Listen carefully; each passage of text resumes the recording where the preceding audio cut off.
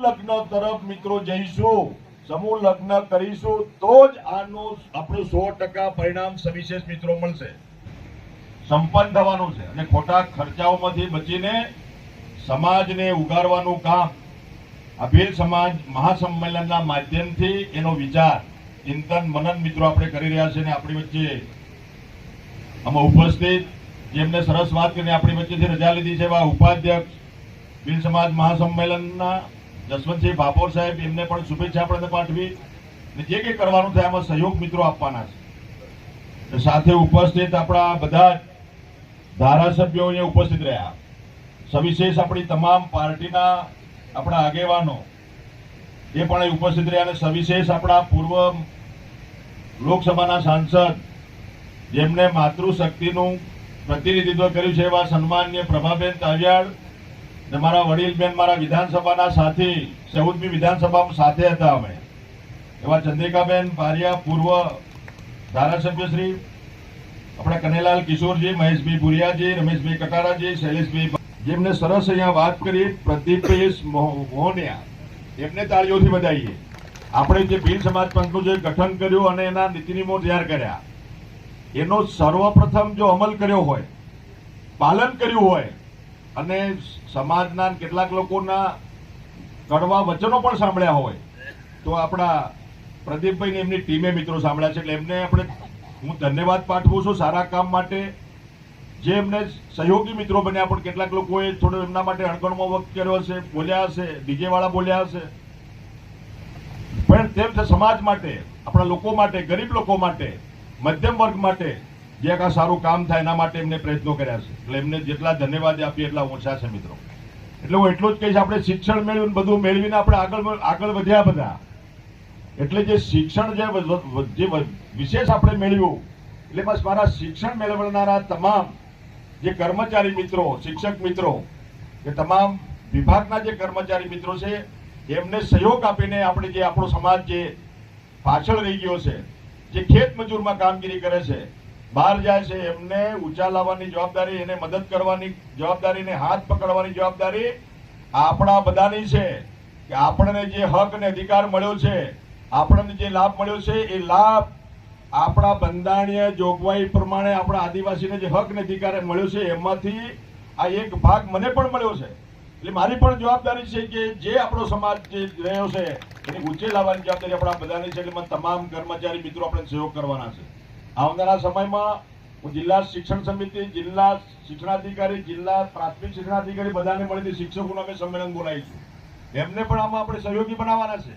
બધા સાથે મળીને મિત્રો જે આપણી સામે, જે આદિવાસી સમાજ સામે જે વર્ષોથી જે રાક્ષસી સમસ્યાઓ છે, એ રાક્ષસી સમસ્યાઓથી આપણે મિત્રો મુક્તિ મેળવવા માટેનું આ જે ભીલ પંચ સમાજે જે આયોજન કર્યું છે, એમાં આપણે સહયોગ મિત્રો આપવો પડશે. આ દેશનું બંધારણ જે ઘડ્યું 200 વર્ષ આપણા દેશ પર વિદેશોએ મિત્રો શાસન કર્યું, આપણે ગુલામ બનાવ્યા, પણ 200 વર્ષની આઝાદી પછી 15 ઓગસ્ટ 1947 ના દિવસે દેશ આઝાદ થયો. પણ આ દેશને ચલાવવા માટે, દેશના અનુશાસન માટે, દેશના શાસન માટે, તમામ લોકોને સાથે લઈને ચાલવા માટે બંધારણની જરૂર પડી. એના માટે પણ કમિટી બની. એ કમિટીએ નિર્ણય કરવા માટે, બંધારણનું આમુખ તૈયાર કરવા માટે પણ કમિટી બનાવી હતી. અને એને પણ મુસદ્દો બધા લોકોએ ડોક્ટર રાજેન્દ્ર પ્રસાદના અધ્યક્ષતાને એક મુસદ્દો તૈયાર કરવાનો જે સંકલ્પ કર્યો, એ બધાએ મિત્રો તૈયારી કરી. પણ એ બંધારણ ઘડતા અમલમાં આવતા 2 વર્ષ 11 મહિના અને 18 દિવસ લાગ્યા હતા. એમાં પણ સમય લાગ્યો હતો. એટલે આજે આપણે શરૂઆત કરી છે, ટાઈમ લાગશે, સમય લાગશે, પણ આ 71 જેટલા આપણા પ્રતિનિધિઓ આમાં જે આ ચિંતન મંથનમાં મિત્રો 34 મુદ્દાઓમાં કરવાના છે. 34 મુદ્દાઓ આપણી સામે જે મૂક્યા છે, આપણા 71 જેટલા આપણા કમિટીના મેમ્બરો છે બધા તમામ.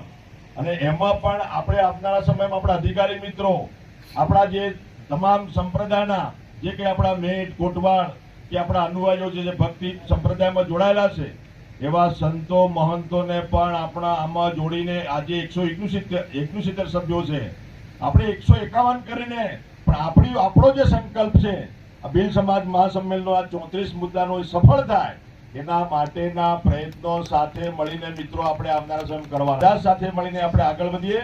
એટલે જે કંઈ ચિંતન મને બધા સૂચનો સજેશનો કર્યા છે એ સજેશનો બધા જ આપકાર્ય છે ને આપણે બધા જ યુવાનો, વડીલો, માતા બહેનો, યુવાનો આ બધાને સાથે લઈને એમના પણ સજેશનો સૂચનો કઈ સારા હોય તો એ પણ આપણે એમાં ઇમ્પ્લિમેન્ટમાં મિત્રો લઈશું.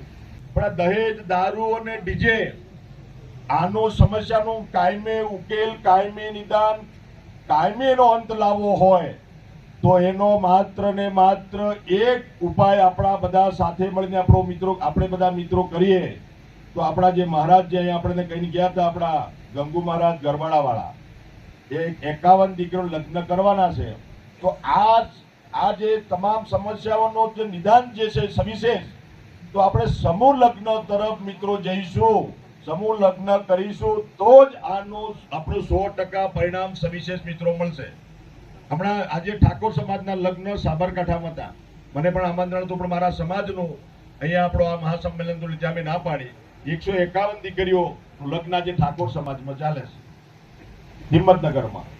એવી રીતે અમે આપણા પ્રભાબેને પણ વાત કરી, મારે જ્યાં બનાસકાંઠા, સાબરકાંઠા, અરવલ્લી આપણા સમાજમાં જવાનું થાય છે ત્યાં હમણાં અત્યારે 83 રૂપિયા સુધી પહોંચ્યા છે, 83 રૂપિયા, અને બાકીનું બધું કશું જ ત્યાં હાજરી એક જ છે. તો ત્યાં દીકરીઓ લગ્ન થાય છે, સમાજ ચાલે છે, સંસાર ચાલે છે. અહીંયાથી આગળ પણ આપણા દક્ષિણ ગુજરાતમાં આપણે તાપી, નવસારી, વલસાડ કે ભરૂચમાં ત્યાં પણ સમૂહ લગ્નમાં લોકો જોડાય છે. આટલી આ જે બધી જે છે આજે 1,51,000 ને 2 લાખ તમે બોલો છો, હું તો એમાં સહમત નથી. આ પંચે જે કર્યું છે આ પંચનો નિર્ણય છે, પણ અધ્યક્ષ તરીકે મારો તો નિર્ણય એ જ છે કે આપણી દીકરી છે એને પણ 1 રૂપિયો પણ દહેજ લીધા વિના મિત્રો આપણે એનું લગ્ન થાય, એ મારો મત છે. હું તો 51 માં પણ સંમત નથી, 1,51,000 માં પણ સંમત નહીં, 1 લાખ 2 લાખમાં પણ સંમત નહીં. દીકરીનો પૈસો લેવાય જ નહીં. દીકરીને આપણે બાપના મિલકત હાથમાં અધિકાર આપીએ છીએ મિત્રો, જમીનમાં હાથ બારમાં ભાગ આપીએ છીએ, ઘરમાં આપણે ભાગ આપીએ દીકરીને, તો આપણા માતા પિતાની ફરજ કેમ ના બને કે ભાઈ આપણે એનું એક જ પ્રસંગ જીવનનો આવે છે, લગ્ન પ્રસંગ, સપ્તપદી, એના જીવનની શરૂઆત થાય છે, બીજા જીવનની શરૂઆત થાય છે, બીજા પરિવારમાં જાય છે, બીજા કુળને એ દીકરી બીજાનું કુળ તારવાની છે. તો એને એક જીવનમાં એક એનો પ્રસંગ, રૂડો પ્રસંગ એને કેમ આપણે હાચવી ના આપીએ મા બાપ તરીકે? કેમ એકવાર એનો મફત લગ્ન આપણે મિત્રો ના કરી આપીએ?